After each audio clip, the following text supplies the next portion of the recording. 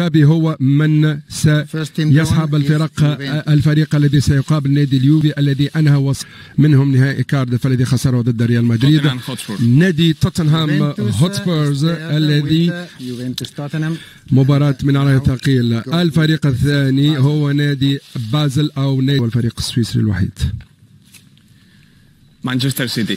المان سيتي الإنجليزي. سيتي يلعب مباراة الإياب على أرضية ميداني. الفريق الموالي هو نادي بورتو 22 مرة مثل برشلونة وريال مدريد من حيث الرقم القياسي في عدد المنافسات.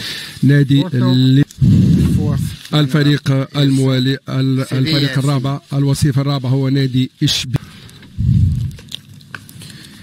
مانشستر يونايتد. المان يونايتد. نادي إشبيلية يقابل ريال مدريد. نادي الريال مدريد. نادي باريس سان جيرمان. نادي الباريس سان جيرمان، وبذلك كسر الرقم القياسي الذي كان في حوزة بوريسيا دورتموند والذي كان بمعدل 21 هدفا.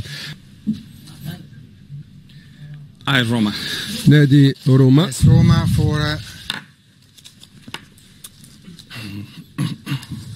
تشيلسي اف سي. نادي تشيلسي. اف سي برشلونة. نادي برشلونة. مباراة النهائي ضد في الألاينز أرينا ضد بايرن ميونخ. أما